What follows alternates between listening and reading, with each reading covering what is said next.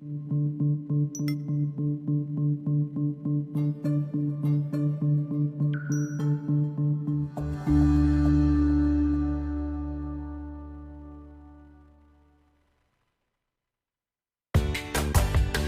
to our podcast, Doing It Right. This podcast reveals authentic stories from successful leaders doing it right. It's about their journey to become a leader, their choices, motivations, and lessons. In essence, how they built successful personal brands. Your host is Valerie Sokolowski, author of 8 leadership books and nationally known as an authority on executive presence and personal branding. Let's get started. Here's Valerie. Well, hello again. I'm so glad to be with you, and thank you for tuning in. I am just really thrilled to have on the show today a colleague that I've admired for many, many years. She is in the executive coaching and leadership training industry, as I am. Sara Smith was an executive at IBM. She's now an MCC coach, which she'll talk about. She's author of a book called Coach to Coach, which you'll hear about. She has worked with college athlete coaches, which you'll know about. And if that isn't enough to whet your appetite, Sara has yet another talent. Let's hear about this, and literally in just a minute, you are going to hear about this. I just welcome you, Sara. How are you? I'm doing well. Thanks, Valerie. I see this. Yes. I asked you to bring this because I thought, oh my gosh, there are so many things that you do. This is crazy. So what is it? And tell us. This is a Native American flute. My husband and I picked them up for the first time about 5 years ago. It is traditional to the Northwest Indians, and I like it because there's no written music, and in their tradition, every time you play the flute, it's a prayer. And so I find it to be. So could you please just lift it a little bit higher so audience can see it?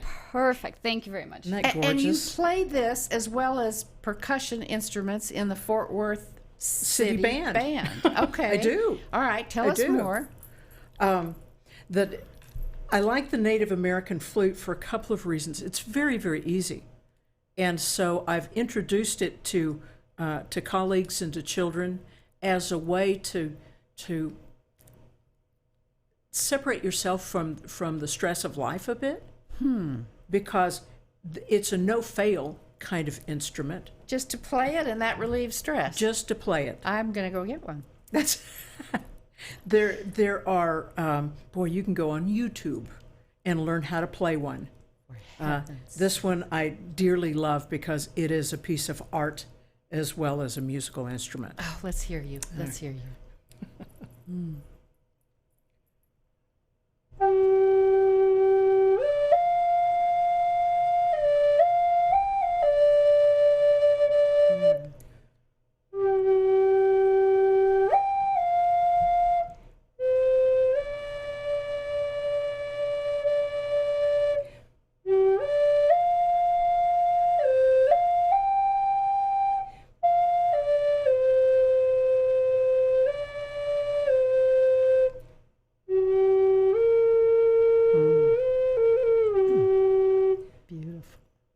Beautiful, beautiful.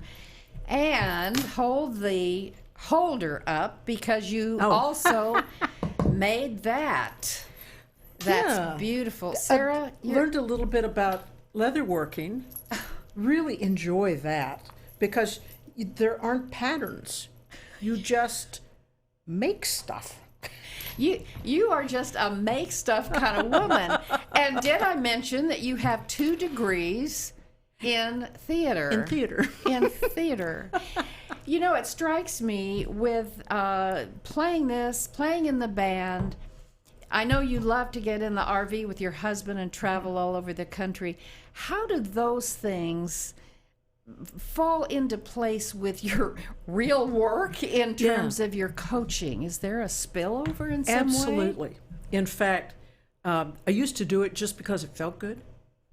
And part of my specialty that I bring to executive coaching is a background in the neuroscience of the human condition and behavioral science and emotional intelligence. EI. Yeah. And the thing that we've learned is that, we have a logical part of our brain and we have a creative part of our brain. And we can help integrate those. The more we use things like creative things, keep that part of the brain exercised and active. And so, didn't know it years ago, but now know that when we use both the creative, by the way, the creative side of the brain has no language. Oh. It's visionary. It has no spatial boundaries. All of that happens in the left side of the brain. Language, spreadsheets, boundaries, lists. Your IBM stuff. Yeah, exactly. 29 years and still there. And the thing that I learned, and the way it ties to coaching, is that when we as coaches help clients vision and then articulate it, what we've done is invite the creative side of their brain, and then they hand it off to the analytical side of their brain. Yes. An integrated brain is more profoundly effective than one that's primarily analytical. That's such a differentiator. Sarah, speaking of the coaching that you're doing, we'll get to your your background in a moment too, but you are currently the vice chair of the International Coach Federation, which is the largest global certification for us coaches. Right. And I'd like for you to talk about what coaching is and what it isn't. Oh, nice. It's a great question because a lot of people call themselves coaches. Yes. And when we talk about coaching, what we're talking about is partnering with a client to move into the future. Lots of coaches in lots of areas go in and are problem solvers.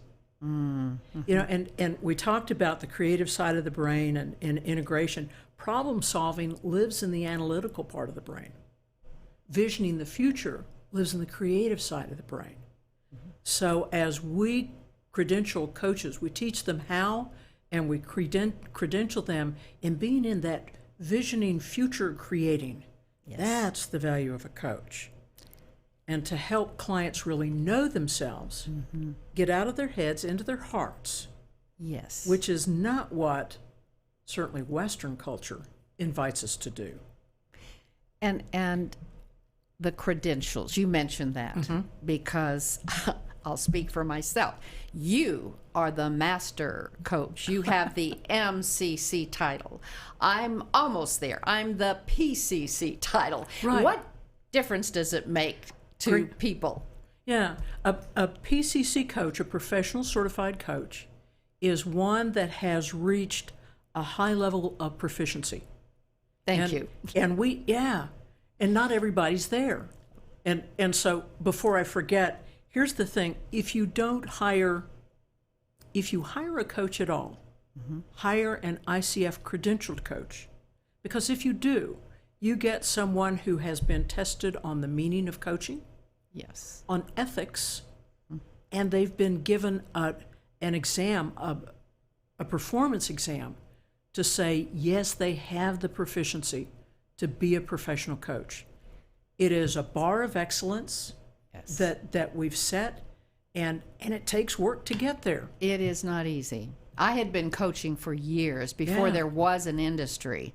And as you know, I got interested in joining the the local chapter, and what the hey, I'll go ahead and get my certification. And yes, absolutely everything you said is right on. It is not easy. And since Sarah, you've interviewed a lot of people in your IBM and business days, if you were looking to hire a coach, what would you tell people to look for, knowing that other than a credential? What else? Yeah, I'd ask them to talk to them and ask the coach what gift they bring to coaching. What an interesting question. I hope you heard that.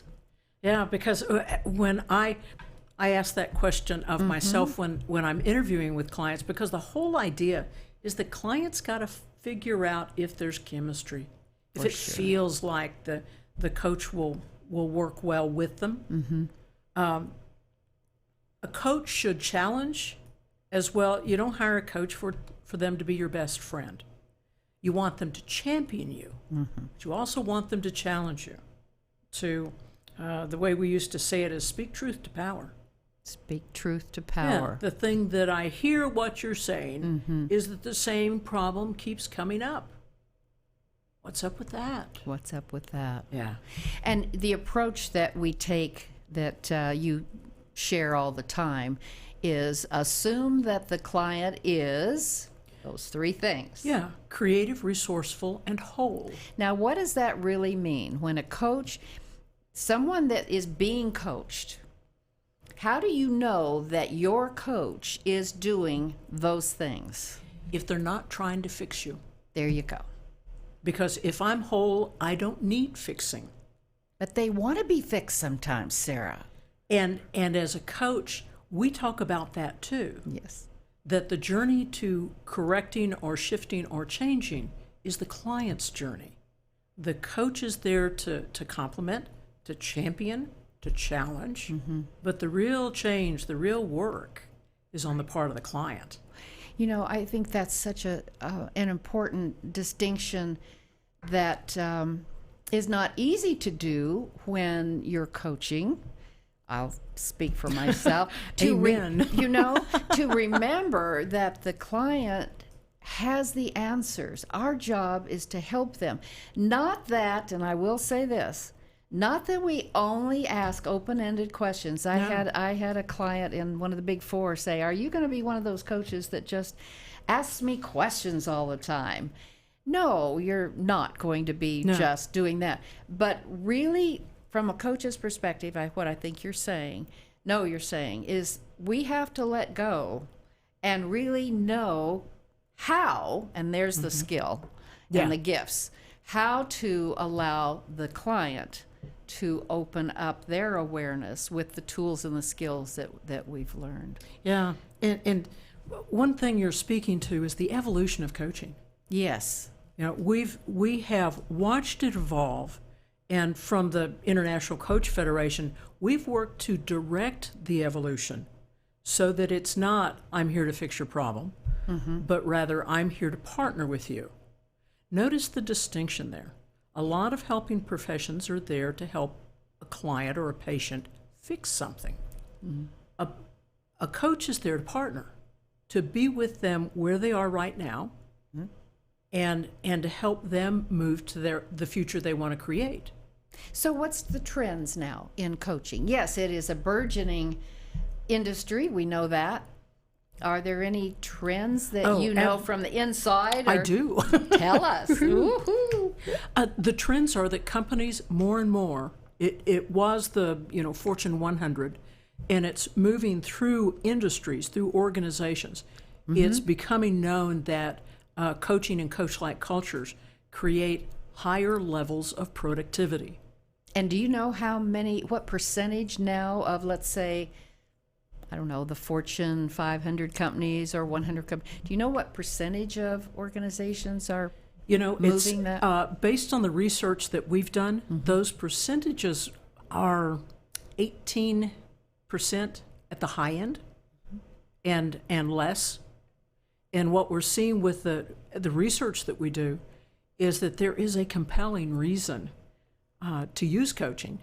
What we're struggling with, what we, the world, are struggling with, is that thing that we struggle with as coaches, that difference between helping and allowing someone to grow. Yes. Certainly the Western culture says that managers tell people what to do. What if they don't? What if it is more collegial, what if we work to help people grow into positions? When we do that, the effectiveness of the person when they own the task, rather than being told the task, think right brain, left brain. If you tell me something, I'm going to go to that analytical part of me. There'll be no creativity involved. Sarah, would you like to comment on the people that tend to There's a lot of new companies now that suggest to the employees there's no titles for you. You go and work with what do you think is right, and you establish the priorities for the company. Would you like to comment on that? Well, when that's done, that's one of the strengths of millennial cultural companies, that they watched us too much. They decided they're not going to create hierarchies. What's interesting, as they begin to grow past an entrepreneurial state, they've got to shift into some levels of control and governance. How do you do that without falling off the other edge? So to answer that question, that's why entrepreneurial startups, millennial startups, have been so successful, right? Because people are allowed to be creative, to integrate the analytical part of their brain and the creative part of their brain. Well, you get the whole employee that way. Well, isn't that nice? Yeah, exactly. It's harder for the Fortune 500s. It's harder for the IBMs and the Raytheons and those people to back away from a very staid culture that's integrated over generations. So it's a wonderful evolving industry. And in the coaching work that you are doing and have for some time now, Sara, how long have you been coaching? I've been coaching for 18 years. Okay. So in those 18 years, do you find that there are maybe consistent issues that people are coming to you that need absolutely. to help be coached on? You know, what's interesting is that we have problems schedule and market and just this, list of things that are the presenting problems. Very often, I would say 90%, it's a people issue. It's how people get along, how people communicate, how organizations work together.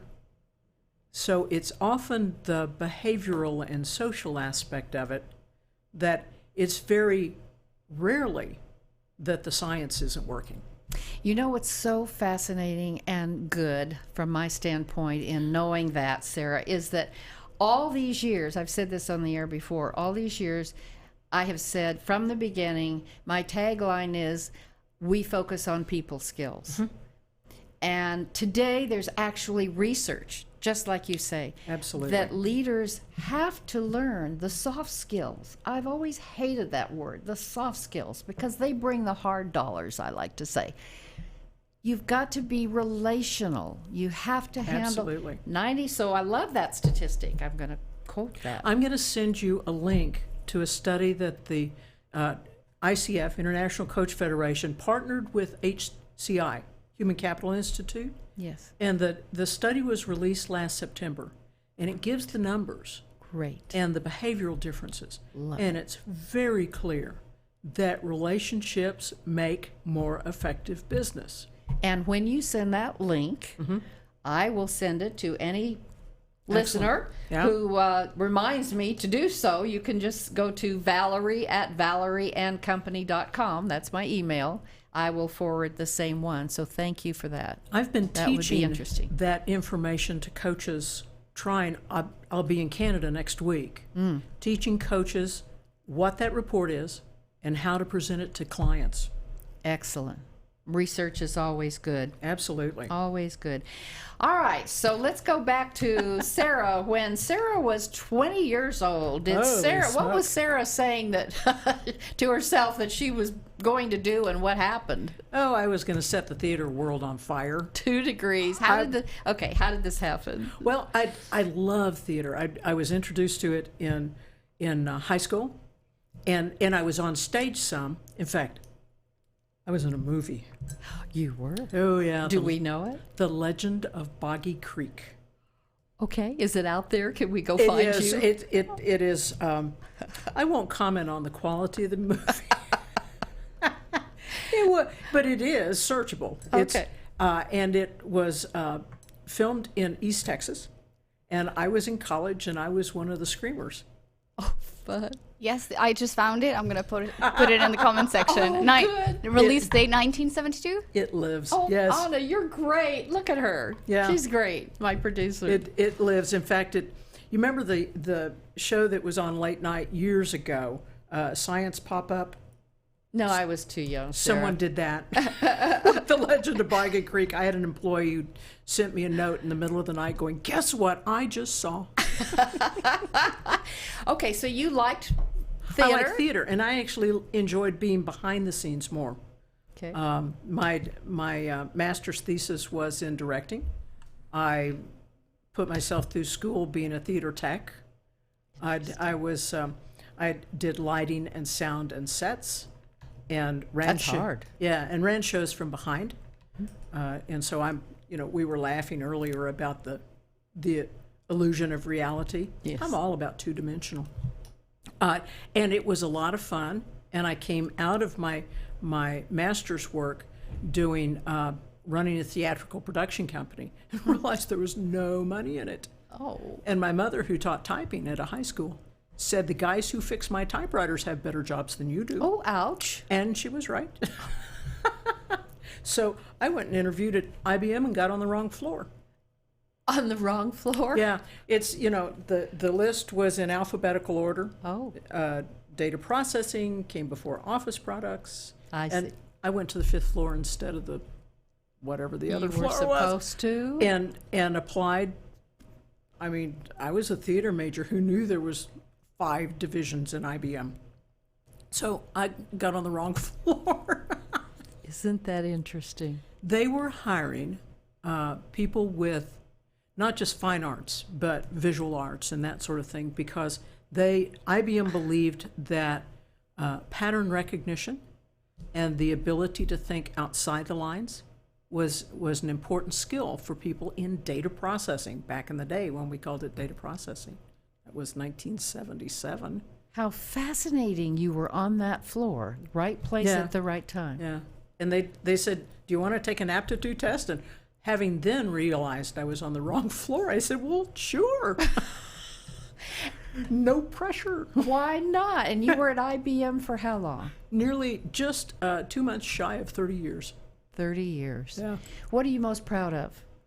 The there? work that I did after the turn of the millennium. By the way, I was in the year 2000 practice. I was one who helped the world not fall apart. I remember that. And I'm so glad it didn't. And a lot of people say, "Oh, that was much ado about nothing." No, that was actually a lot of ado, again, behind this curtain that kept nothing From happening? from happening. Interesting. There were a couple of somethings that happened, but we were able to recover because there were only a couple. Oh, you have to come back and tell us about that. Well, I have been sworn to Coffee. silence. Swore I have to kill you. Okay. All right. But you asked what I was proud of. Yes. After that part of the IBM journey in sales, I was able to move into the part of the company that was given the charter to radically change that company from a hardware and software vendor to a services partner. And most people, I don't think, know that on Right. the outside. Right. So tell us. It was to create a coaching culture to take advantage of people's creativity and that sort of thing. I joined the team that started doing that, and during that time, studied and became a coach. Began to have IBM executives in their teams as my clients, and in 2007. There was a change of management. They declared success and decided that people like me ought to teach beginning sales. So I left. And we're supposed to. Yeah, and formed my own company and began to do behavioral transformation in other companies that wanted to shift where they were in their marketplaces. What fascinating dots that just connected. Oh, yeah. So how did it go? All right, how did it go from there to, I have to hold up this book. To coach. Yes. So tell us about this. I have great job karma, truth. What is do you that mean? I plan less than things come to me. And this came to me in the form of a colleague in the Bay Area heard about a coach, an athletic coach who wanted to work with an executive coach. And the athletic coach was in Houston. And so my colleague called and said, "You're closer, you're a woman, she's a woman. Why don't you coach an athletic coach?" And I thought, wow, never thought about that. And so I started coaching a Division I head coach and really enjoyed it. Went down to the University of Houston, found out that most athletic coaches really want to do the right thing for their students. They have student athletes of whom fewer than 2% will become professional athletes. So what they hold two things. One is success of their program, and the other thing they hold is the success of their athletes.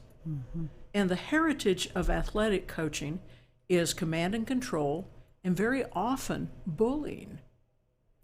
And so I had the opportunity to work with the coaches who didn't think that bullying was required. Thank goodness. Yeah. And so as I was working with different coaches in different universities, I found that there was a consistency. They wanted to know about emotional intelligence, how to understand their students better, how to understand situations better. So I wrote Coach to Coach. So, Sarah, without looking at all the titles, who is this book for? This is for coaches. This is for non-professional coaches, although if a professional coach wanted to read it, I wouldn't discourage them. Okay. And is it available on Amazon? It is. Coach It is. to Coach Yeah. by Sara Smith. And it's emotional intelligence and leadership for winning coaches. There you go. I've talked to coaches who coach youth soccer. It's really aimed at team coaching. Although I worked with a golf team, I didn't know golf had teams, but found out they did. Anytime there are people working together toward a unified end, Sure. if their leader encourages more than berates, their success rate over time will improve. So many things you've done. It's been fascinating, Sarah, just fascinating. I always ask my guests to leave listeners with your lessons learned. All these years, what kinds of things have you learned that you would share? Wow. Let's just come up with 3 or 4. Yeah, I've learned about fun. We have a corporate. Smith Leadership is 2 people, my husband and me, and we have a corporate value: if it's not fun, run. If it's not fun, run. If it feels hard, it's probably not the right thing to do. Okay, that makes sense. And I love that because, especially in the last 5 years, when I've gotten requests from my clients to do things that are not in my wheelhouse, not in my path, I go out and find colleagues who do that. For branding, it would be you. Thank you. And I send those clients to my colleagues who I know are good at that, rather than trying to become, too much of a jack of all trades. So I have more fun doing what I'm doing, and I have colleagues that I can look at and smile and think, I helped them be successful. Oh, that's nice. Yeah, people did that to me as I was coming out of IBM, knowing that I didn't have a network. And the least I can do is continue to pay it forward. All right, so that's another one. Pay it forward. Yeah. Share. The coaching community is sharing. Yeah, and I'll borrow a page from Brené Brown. Okay. And that's be vulnerable. Don't worry. Don't think that things will hurt. I work with a lot of coaches that aspire to mastery in coaching, and it's a pretty high bar. And I will happily tell you that the first time I took the exam, I failed. I didn't just sort of fail. I failed in a big way. And you shared that. Oh, You shared that at the coach meeting, which I thought was very yeah, vulnerable. I even shared the feedback, which was awful.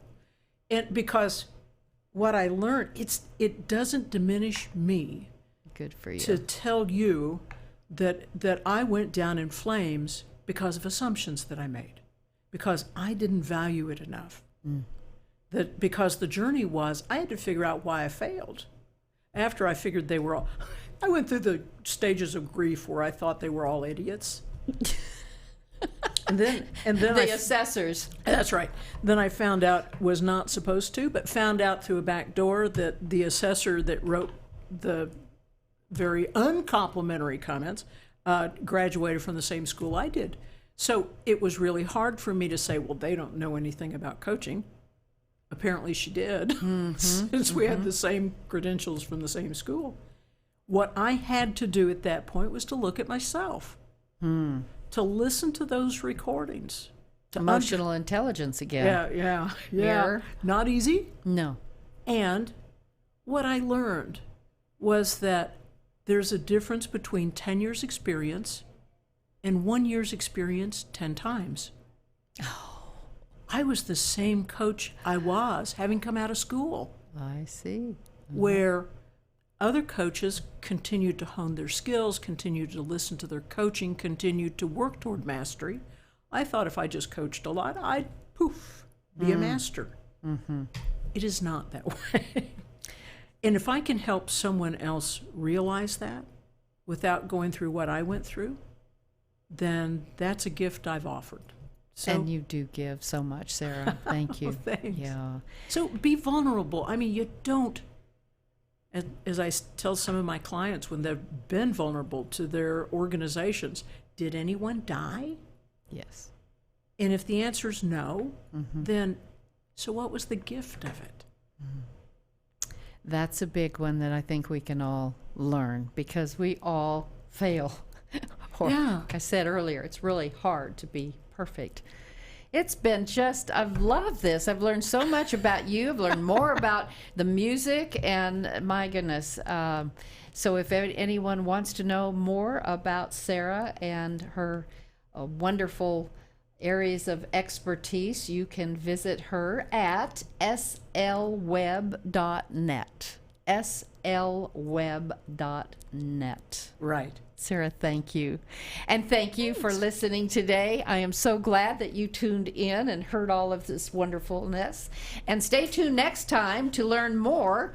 We're going to have a guest next time I know you will really enjoy as well. This is a young woman named Brittany Merrill Underwood, and she is a young mother who started just not long ago an incredible project called the Akola Project. Some of you may know Akola jewelry because now it is all over this country. But it started when this young woman went to Uganda, had never been before, and saw the destitute and the impoverished women and found ways to help with their economic development. And one of the ways was to teach women in Uganda to make this beautiful jewelry. So she'll be the guest next time. I want you to stay tuned. And as always, I tell you, thank you for watching and listening. Please do share, make comments, subscribe. You know the rest of it. In the meantime, stay authentic, know your brand, and have a super good week. Bye. Thanks for listening. To receive Valerie's voice, free monthly leadership tips, and to learn more about her leadership programs and coaching, visit her website, valerieandcompany.com. Next week, we'll be here again to inspire, engage, and equip you with teachable points of view from successful leaders who have been doing it right. Until then, lead authentically.